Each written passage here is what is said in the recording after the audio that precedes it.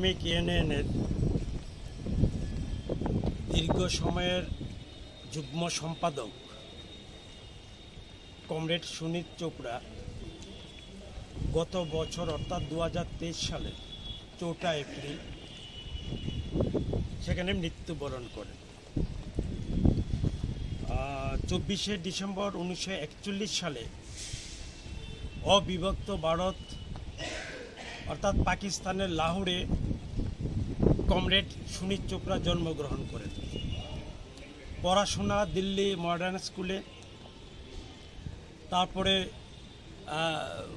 School of Colombo এটাও দিল্লিতে, Saint Xavier college কলকাতায়, তারপরে জওহরলাল নেহরু ইউনিভার্সিটি দিল্লি, তারপরে আফ্রিকান সেখানে ইউনিভার্সিটি লন্ডন, এর নানান আর বলা যায় বিশ্ববিদ্যালয়ে উনি পড়াশোনা এবং গবেষণার সঙ্গে যুক্ত ছিলেন।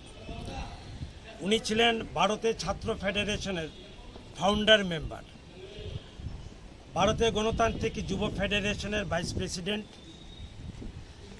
বলা যেতে পারে ফাউন্ডার ট্রেজারারের দায়িত্ব পালন করেছিলেন ভারতের গণতান্ত্রিক যুব ফেডারেশনের। তার পরবর্তী সময়ে উনি যুক্ত হন সারা ভারত কৃষি শ্রমিক ইউনিয়নের সঙ্গে। দীর্ঘ বহু বছর এই সংগঠনে উনি কাজ করেছেন, একেবারে মৃত্যুর আগ পর্যন্ত এই সংগঠনের সঙ্গে যুক্ত ছিলেন। ভারতবর্ষের যে কৃষি শ্রমিক তাদের বিভিন্ন সমস্যাগুলো কী করে সমাধান করা যায়, ভারতবর্ষের এই 17-18 কোটি যে কৃষি শ্রমিক তাদেরকে রাজনৈতিক দৃষ্টিকোণ থেকে কিভাবে সংগঠিত করা যায়, তাদের মধ্যে কিভাবে রাজনৈতিক মতাদর্শকে সম্প্রসারিত করা যায়, বিকশিত করা যায়, সেই প্রশ্নে কমরেড সুনীত চোপড়া বলিষ্ঠ ভূমিকা সেখানে গ্রহণ করেছেন।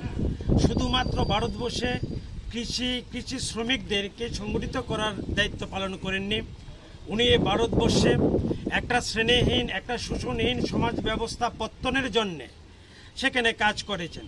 উনি ভারতের কমিউনিস্ট পার্টি মার্ক্সবাদীর সেন্ট্রাল কমিটির দীর্ঘদিনের সদস্য ছিলেন।